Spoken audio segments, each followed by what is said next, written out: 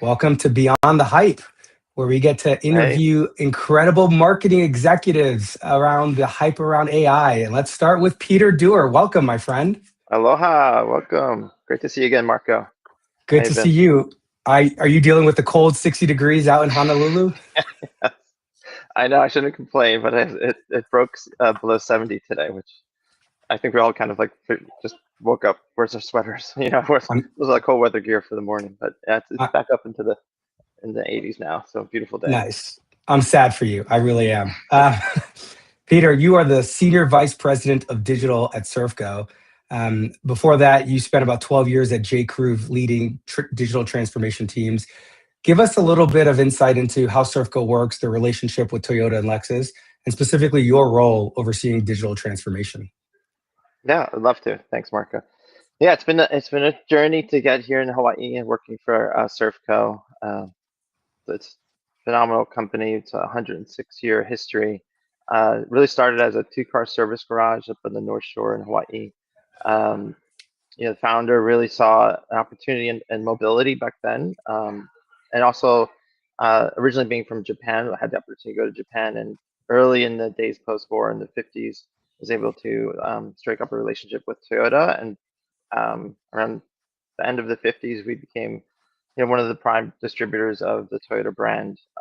Around the same time, North America got the distributorship, and we've retained that ever since and expanded since across Hawaii with both as a distributor and retailer for Toyota, Lexus, and Subaru. And we have large retail operations across Australia, where we're the largest Toyota retail group in the country.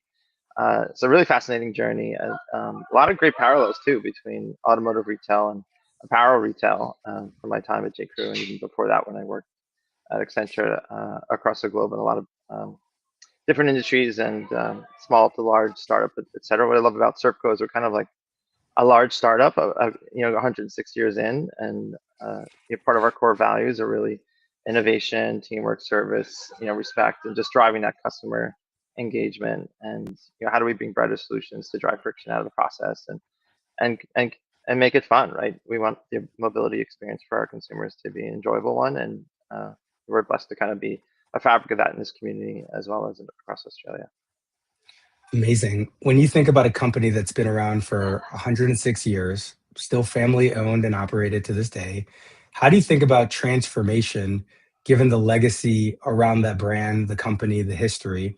How do you see your role in trying to lead transformation in 2025 where AI is everywhere and people are trying to Mhm. sort out what's real and what's not? It's great. One of the things that really drew me to Servco is, to be a 106-year-old company, you have to be adaptive and transformative um, all along the way, and not just stick to one road. The founder has a core quote is like, you either grow or you die, and so that's inherently an innovation strategy, right? A growth adaptation strategy. The business has been anywhere up from 50 businesses down to our core two or three now, and with that is kind of an ingrained aspect of always looking a step forward and being strategic in how we want to continue to grow, service our customers. And AI really has become a foundation for that next generation of transformation of Servco, which has probably been through, half a dozen of them over the 106 years. And, we're just coming through a large strategic effort where we really want to understand that AI is really going to not just change how we work, but it's also the resets the foundation of the operating model, how we go to market for our consumers, and for each other as people. And one of the things we love within the organization and the community is really keep people at the core of it. So how do we really use AI to amplify that relationship aspect of our brand? Just seeing multi generations of customers that we've built over decades and decades, and where can we use this next generation of innovation like AI to further enhance that relationship go into the future. I mean, you're touching our favorite topic, A and I. So let's get into it. You're responsible for effectively the entire marketing stack at the company. How do you think about frameworks that you use to stay focused on the real things, cut through the noise? And I'd love your perspective both at Servco and as you think about other industries, given the background that you have coming from retail and power as well. Yeah, I think it's really important to start with the problem space, and having studied physics and really focused on those first principle aspects of applying the scientific method and getting to the root of things and focus on the really important problems. Uh, one of the things we find in all industries over my career is it's easy to find a solution to solve a problem of the day. And you see that with a fragmented Martech stack, right, in your experience as well. And that's what we have. I mean, and it's not atypical to any other retail environment I've been a part of. And so with AI, though, what I love is it kind of forces you to take a step back and start with that first principle. What are the problems that are really important? How do we break those down into the meaningful ones? And at that point, where's the value associated with it from an outcome perspective? Because great vendors will talk to you about the features, and they've now got AI, but what are the real outcomes that they're driving from those investments with their customer base, and how do we relate to that with our strategy?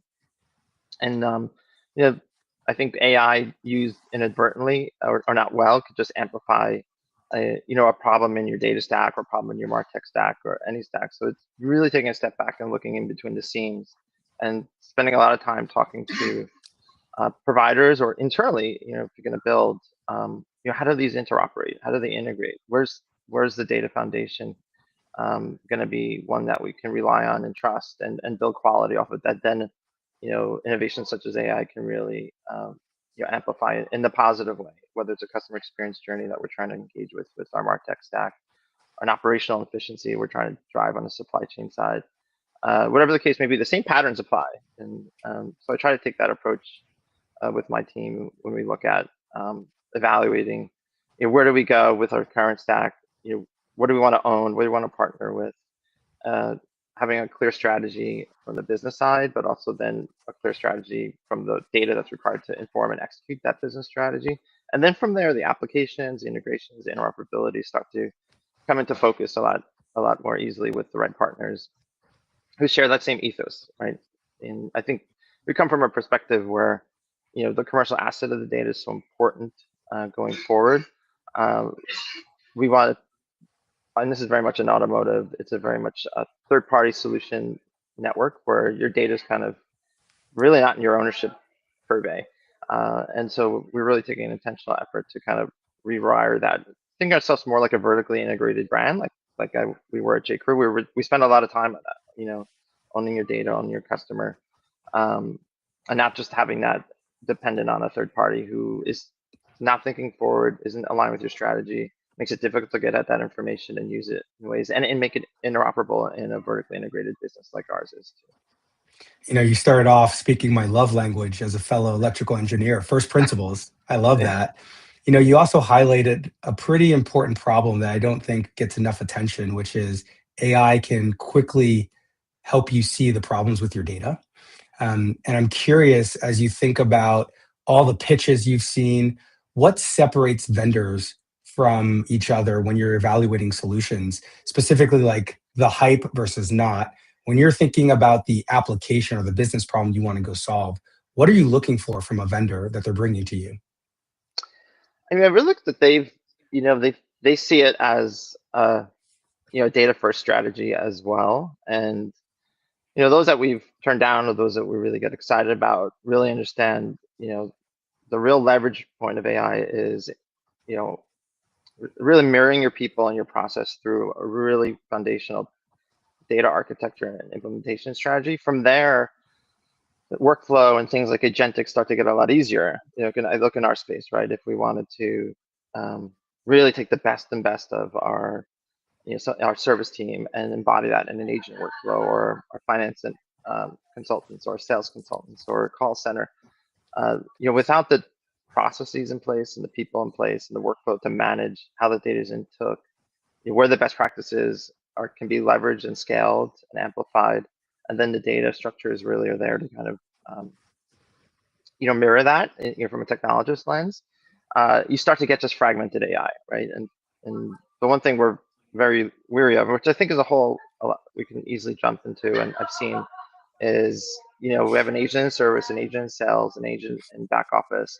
Yet there's three different data sets. There's fragmented the 3 points, like almost like Frankenstack together.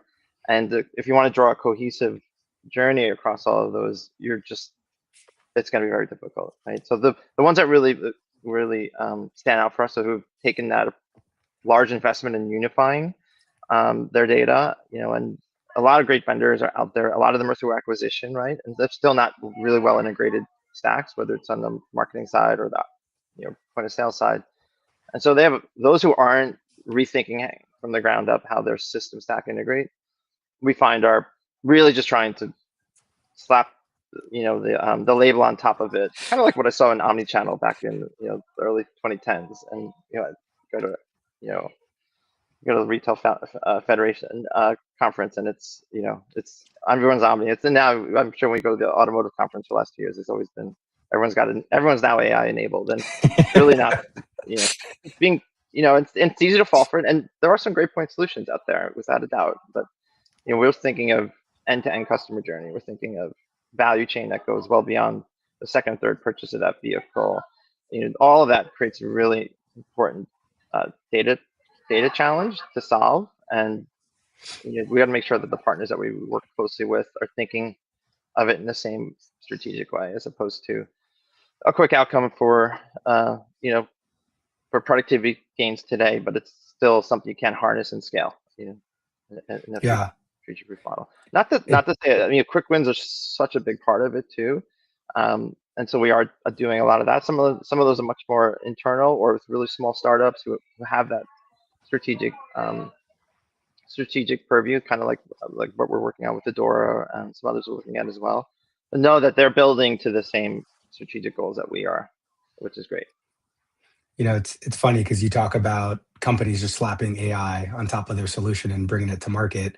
That's one of the benefits of building a company like Adora right now, which is we're AI first in terms of how we operate our workflows, how we build, but we don't have a lot of the legacy Yep, stuff to go deal with. So it's almost an advantage to get it started is. right now, and how you go to Yeah, market because and move so that's fast. true. Yeah, and especially in our industry, the big players, some of them are starting to get there, but it's also you have to there's the lowest common denominator, right? You get such a big base of consumers built on legacy stacks, and that they're also the cost of change for them is something they want it, but they not necessarily have the capital position to afford it, and so you get in this kind of almost catch-22, where then you start cheaper bolt-ons and just continuing their fragmented, I guess, ecosystem of tech that is trying to move the businesses forward. But I think exactly to your point, those with an AI first approach are really making impact in our industry. And what's exciting is it helps us grow in our adoption curve as well, right? We're working closely with your team. It's helping our team develop the muscle and skills to start to rework our workflows to be more AI first, as opposed to apply traditional workflows with AI, and you're descaling, deleveraging the true opportunity of using AI on top of a traditional workflow. That brings up a really important point, which is when we started working together, your team had a way of operating. It had a way of getting things done. And to your credit, you've really transformed how the team moves. It's much faster, it's quicker to market. And I'm curious, how do you think about successful implementations, which are partly technology, but partly human? How do you rally the team around something that could be foreign or unclear? And you go from, okay, this is a cool pilot science experiment, to, no, we're going to transform how we now move because we see tremendous business value. Walk us through how you actually get that done from a leadership down to the sort of the IC level. Yeah, and out of the gate, we're still learning. I'm still learning. It's I think we've had some success, and there's still a high degree of literacy, and that needs to be highly invested in, with humans really at the core of that. And AI is really this engine though, and I think humans, we say it like human, you're still steering. Just like the cars of 50 years ago versus the cars of today, and well, until autonomous starts to steer for us, which it's coming. But AI is really that engine for us going forward, and it's going to help us really drive our business in new ways. And we also look at it as an opportunity in some of the early use cases to find ways to free up human capital for much more value added, interesting work. And as you can imagine, with the size of our business and you know the legacy of the business, in the past we just have a lot of our problems with process or working across silos and systems and data. with human capital to do all the reconciliation, the manual efforts around it. And what we've shown in some of the use cases is where we can truly unlock that, as provided we invest in the data foundation and then repurpose that team to growth areas of the business, right? If we want to really, like, we really want to lean in on our pre-owned business, or we really want to move from a traditional, brand marketing, maybe retention strategy to really growth marketing and customer-centric, highly personalized strategy. And then it starts to really open up, wow, these are just it's a new way of thinking of how we go to market. It's not just about moving units and gaining market share and retaining market share. Those are all great outcomes and byproducts, but it's really putting the customer to the center of that conversation and starting to look at new KPIs, new metrics, which we're very familiar with from my time in J. Crew, and bringing some of those concepts here has been really exciting. And so you start to, but you still need to free people's time up to actually invest in learning these new skills. And that's where I find the AI Foundation has been helpful in starting to show us where we can free people up from doing the kind of traditional way of it with the new tech, and seeing that the new tech can actually rewrite how you do it in a way that now we can actually go after a market segment that we really didn't have the capacity to put our human capital against before. It's amazing. You're touching my favorite topic of AI, which is human in the loop, right? Yeah. It's not replacing, it's changing how we operate, which, to your point, frees the team up to be more strategic or invest in unloved initiatives, or really push the business in a much more dynamic way. Earlier, you said another favorite word of mine. You got a lot of Marco-isms. I love it. Frankenstack, right? Yeah. How do you think about, when you look at your stack and you're thinking about bringing it to sort of the AI age, how do you think about what you want to replace? What do you want to build? Where you want to partner? How do you assess that, given that you have a pretty complex operation going, given who you're working with and who your customers are? Yeah, I think going back to that first principles, and where are the pain points that can then, if you find that knot and you unlock it, you can get a lot more scale from the bottleneck can move somewhere else, but you can just get a lot more scale to reinvest and either improve in a customer experience or drive productivity, efficiency. So the process we're going through is, there's probably 1,000 use cases and one of that we have in our backlog for how to use AI, and we don't want to get into the and this is, we're learning because we've seen this from some of our peers, and also just from industry. We can do a ton of pilots simultaneously, and I mean, there's a study that came out in August, I think, from MIT, where 90+% of them fail. It's really being intentional about what outcomes you're trying to drive, and I think that's where you got to spend some time on, and there's some really low-hanging fruit out there. You think of the friction points, right? Where are the friction points in the journey today for the consumer? Whether it's self-inflicted, it's a system or process that is no longer relevant to how the consumer's behavior is. Whatever that might be, it's really finding those friction points that, using kind of the value ease traditional method of prioritizing work, we can show where we can start to show some reduction in that, and that can free up capital, or we can show it in the customer sentiment return. There's a couple we're working on, which we'll launch very soon, on just engaging the customer end to end in their journey with us, no matter where they are. Using AI is really the driver for that, but having human in the loop to take over at any point in the test drive, so to speak.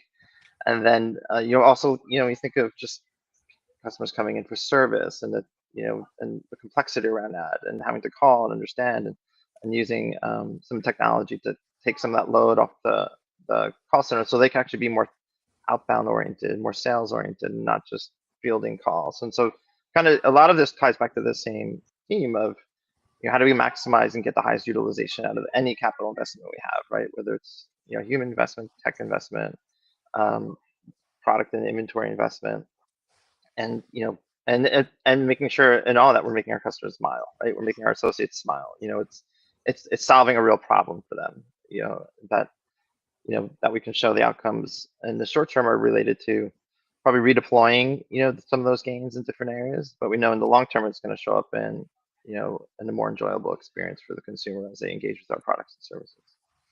I love it. All we got to do is measure smiles. That's, measure, that's the name of the game. The smile meter. It's a new thing. Peter, I'm curious. you're obviously like very deep in the automotive world, but automotive is a very unique industry, right? It's a high purchase ticket item. We don't buy a lot of them in our lives. The automotive industry, of how we get these vehicles to us, sort of mobility as an industry, that's very unique.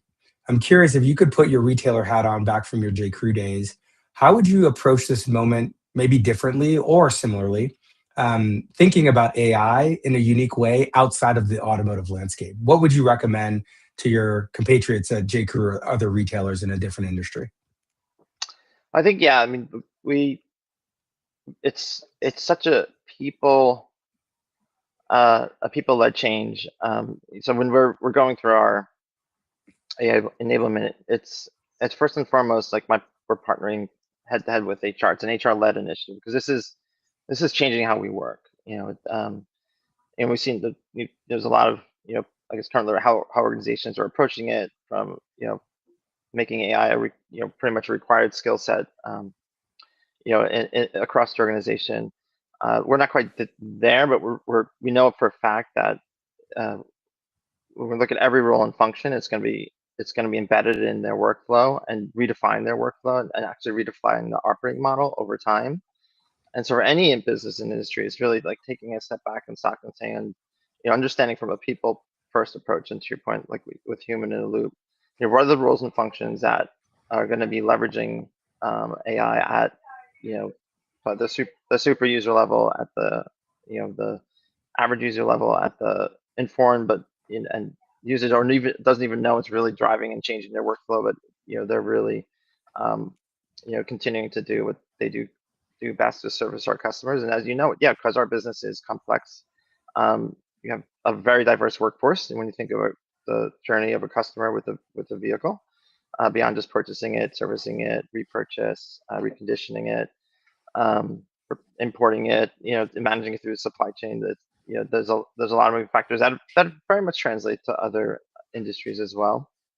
But I think taking that people first approach with it, understanding that it's an operating model shift too. So uh, a big part of our strategy is you were born an AI first company, right? But we have to retrofit ourselves to become an AI first company.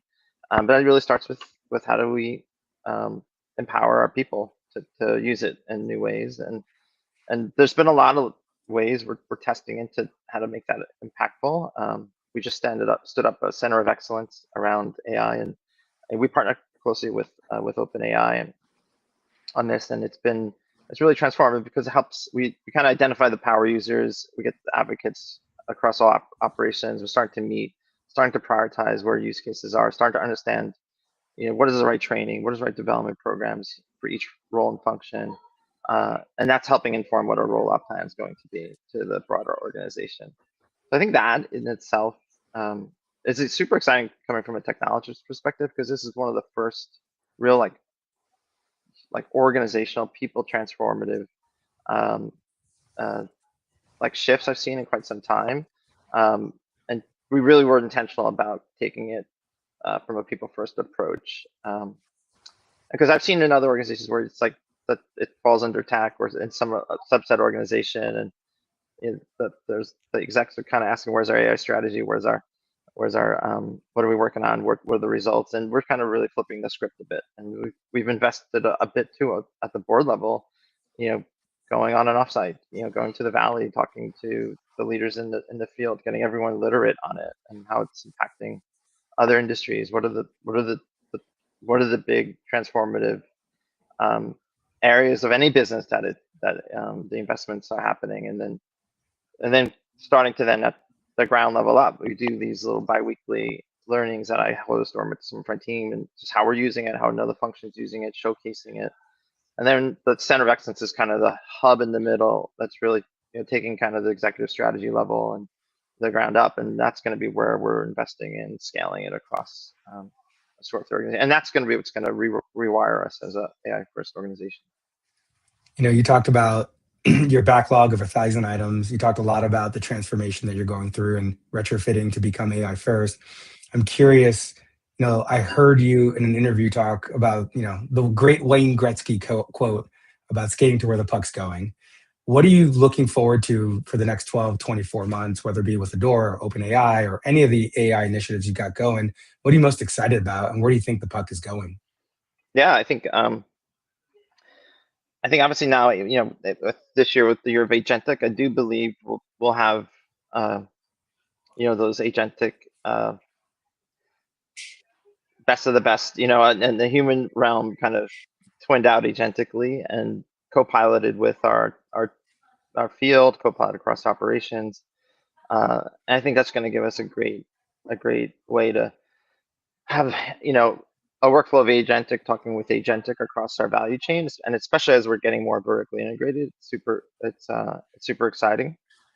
I think and then there will be you know an intersection with that with the consumer, right? Who's going to an agentic. So it's just bots talking to bots talking to bots. But what the way we're thinking of it is, the steerer or the orchestrator is going to be, where we're going to invest in our people's growth, skill, and development to really make sure, the human element of that relationship, the emotive element of that relationship, which is so important in any product and service, is where we shine, right? And we kind of take all of uh, that's I guess the friction out of the transaction flow and make it more about the joy and the smile, like you talked about before. I think that's going to be.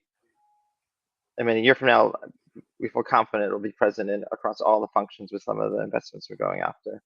I think that from there, then you get into really where is it exciting is in now how do we become more predictive across our operations and matching consumer to demand and that given the unique nature of our setup here in Hawaii, right? And the cost of doing business, et cetera, the more we can shave off, time to secure that product for a consumer and match it, for as far upstream as possible.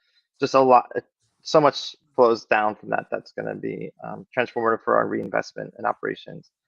I also think, to your point, the multi-modality of it, moving away from a chat interface to wearables. You think of a very high touch, engaging experience that we have today. I think it's going to move to that space where the hands on keys is no longer it. It's really emulating our senses, right, and using AI. And then that becomes really the technology falls to the back, and it's really human on human, and it's powered through AI. And I think that is going to be pretty transformed. You think of that across our functions, whether it's in the service lane or diagnostics on a vehicle, and just think of the where we are today industry wide, where there's a lot of swivel chairing and hand on keys and looking up stuff, researching parts. All of that becomes really just sensory driven, and behind the scenes, the agentics are doing all of that, kind of like heavy handed work that we have to do today. Traditional kind of hand on keys, hand on keyboards. I think that's really going to be great. I think I'm super excited on the where it's going with regards to really personalization at scale and powered through AI, and it's been something we've been across industries looking to solve for quite some time. I think it's really at a good inflection point with AI, and that's going to be both driven from the consumer demanding it, which for us who are living AI first now, that's essentially how we're shopping, and the brands need to kind of really make sure they're showing up solid to not lose share or lose that customer who's requiring this new experience. I know it's kind of it's on the curve up, but it's definitely going to be exponentially more there. And then I think for as for our industry too, with the the rollout of autonomous, what does that do in terms of the purchase relationship process with the vehicle? What are the revenue streams can that unlock for us? What other engagement streams can that unlock for us with consumers? All powered through AI systems as well. I mean, those are a few. I mean, it's kind of like That was amazing, Peter. That was the list will probably amazing. change. The list will probably change in 3 months because it's moving so fast. But definitely, as we get into the robotic space too, which is a few years away, with that, how does that transform some of our supply chain, and how do we go to market, and where does that help free up our capital for higher utilization and higher return in other areas and higher service for our consumers? I love that, Peter. I've got one more question for you. You just painted an incredible picture of the future for me, and I'm excited about it. Give me one thing you're specifically not investing around the hype in AI because you just don't believe in it yet. Ooh, that's a really good one. Yeah, I'd have to say, it's the I guess the quick fix, maybe. I mean, the stand up an agent and to say we check the box, we got AI and across the function, or the tendency to show a list of 1,000 things we're doing all at once, which I think it's kind of the reaction to maybe, a lot of organizations, you know, asking where are we with AI, where's the strategy, and then, we're AI everything, and it's just not falling for, the quick enablement strategy to say without really being thoughtful of how does this embed in your current workflows and how does it then transform the way you work. It's you know we, it's not another add-on, right? This is very different.